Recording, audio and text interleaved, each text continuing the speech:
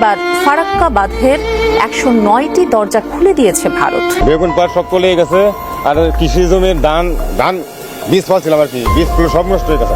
রাতের আধারে তিস্তার গজলডোবা বাঁধের সবকটি গেট খুলে দেওয়ায় কুড়িগ্রাম সহ অন্তত 6টি জেলায় বন্যা পরিস্থিতির সৃষ্টি হয়েছে। ভারতের ছেড়ে দেওয়া পানির তোড়ে বিভিন্ন জেলার নিম্নাঞ্চল ও চরাঞ্চলের ফসলের জমি ও সবজি ক্ষেতে পানি প্রবেশ করে কোটি কোটি টাকার ক্ষতি হচ্ছে। বিশেষজ্ঞরা মনে করছেন, প্রতিশোধ নিতেই রাতের আধারে এভাবে গজলডোবা বাঁধ খুলে দিয়েছে ভারত।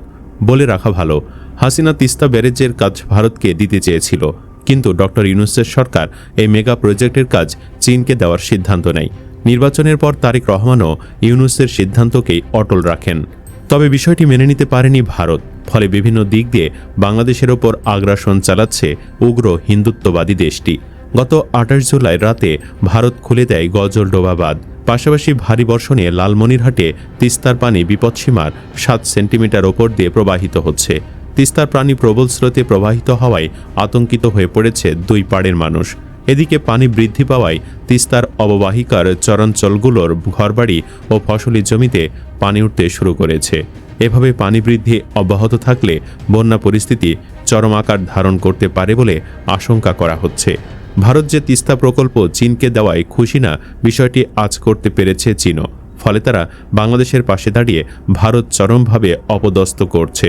ভারতের উত্তর পূর্বাঞ্চলীয় রাজ্য অরুণাচল প্রদেশে ভারতীয় ভূখণ্ডের কয়েক কিলোমিটার ভেতরে প্রবেশ করে চীনের আর্মি ভারতীয় ভূখণ্ড দখল করে সামরিক ঘাঁটি, ক্যাম্প ও সড়ক নির্মাণ করেছে। পাশাপাশি ভারতীয় আদিবাসীদের চারণভূমি, কৃষিজমি ও বনাঞ্চলের বড় একটি অংশ চীন নিজেদের নিয়ন্ত্রণে নিয়েছে।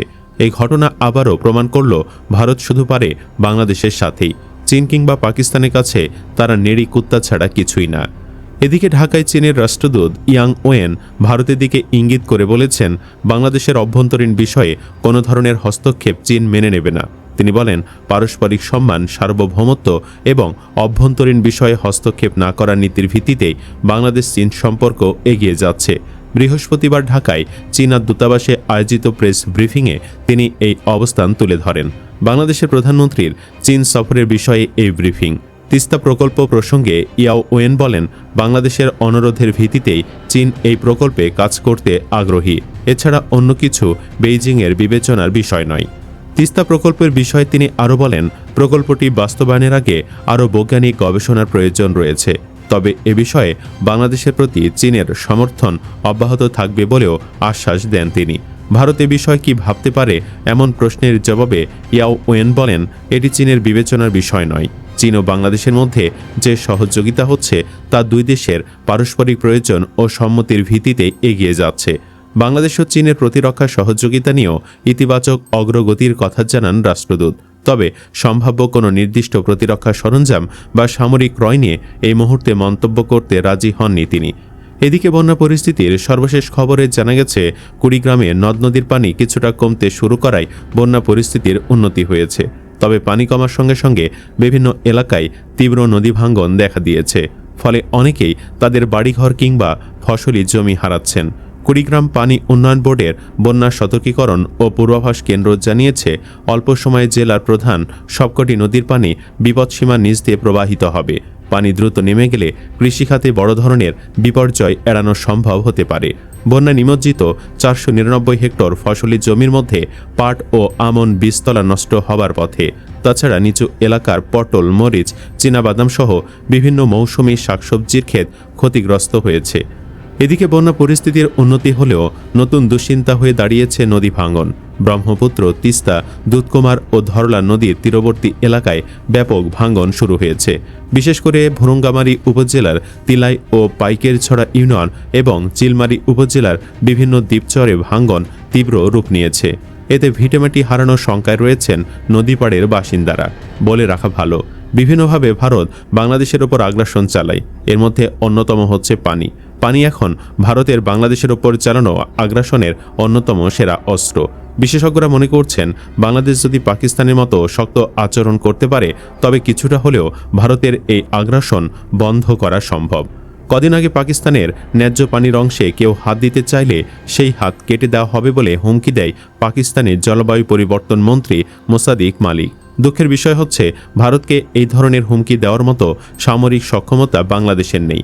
বলে রাখা ভালো, তিস্তা নদী বাংলাদেশে প্রবেশ করেছে লালমনিরহাট জেলার ডালিয়া পয়েন্টে। এই নদী বাংলাদেশের প্রায় 12টি জেলার মধ্য দিয়ে প্রবাহিত হয়ে ব্রহ্মপুত্র নদে এসে মিলেছে। বাংলাদেশের উত্তরাঞ্চল এবং এই 12টি জেলার অর্থনীতি প্রত্যক্ষভাবে তিস্তা নদীর ওপর নির্ভরশীল। তিস্তা সেচ প্রকল্পের আওতায় বাংলাদেশের মোট চাষযোগ্য জমির শতকরা 14 তিস্তা নদীর সেচ প্রকল্পের ওপর নির্ভরশীল। বাংলাদেশের মোট জনসংখ্যার প্রায় 14% মানুষের জীবিকা তাই এই নদীর ওপর প্রত্যক্ষভাবে নির্ভরশীল। প্রায় 16,500,000 হেক্টর জমি চাষের জন্য পানি প্রয়োজন 3,500 কিউসেক, কিন্তু বর্তমানে তিস্তার পানি প্রবাহ 600 থেকে 700 কিউসেক, যেখানে 1985 সালে পশ্চিমবঙ্গের গজলডোবায় বাঁধ নির্মাণ কাজ শুরু করার আগে তিস্তার পানি প্রবাহ ছিল প্রায় 5,000 কিউসেক। গজলডোবায় বাঁধ নির্মাণ করায় শুষ্ক মৌসুমে পানির চরম অভাব দেখা দেয়, ফলে তিস্তার বুকে জাগে চর, আর বর্ষায় ভারতের ছেড়ে দেওয়া পানিতে ডুবে মরে এদেশের জনগণ। বাংলাদেশ অনেক দর কষাকষি করেও তিস্তা চুক্তিতে এগুতে পারে নাই। ভারতের কেন্দ্র সরকার তিস্তা চুক্তি চাইলেও পশ্চিমবঙ্গ সরকারের অনিচ্ছার কারণে এই চুক্তিতে এগোনো যাচ্ছে না। বাংলাদেশের একটি বৃহৎ ভূখণ্ড এবং সেই ভূখণ্ডের বাসিন্দারা প্রত্যক্ষভাবে তিস্তা নদীর ওপর নির্ভরশীল। ভারত বাংলাদেশকে তার পানির ন্যায্য হিস্সা দিচ্ছে না, যার সরাসরি ফলাফল হিসাবে কৃষির ওপর নির্ভরশীল এবং বৃহৎ জনগোষ্ঠী হচ্ছে ক্ষতিগ্রস্ত। সুপ্রিয় দর্শক, অনেকে বলেন ভারত যাদের বন্ধু তাদের আর শত্রুর দরকার নেই। আপনিও কি তাদের এই কথার সাথে একমত? কমেন্ট বক্সে জানিয়ে দিন আপনার মতামত। ভিডিও ভালো লাগলে লাইক দিন এবং চ্যানেলটি সাবস্ক্রাইব করুন। ধন্যবাদ।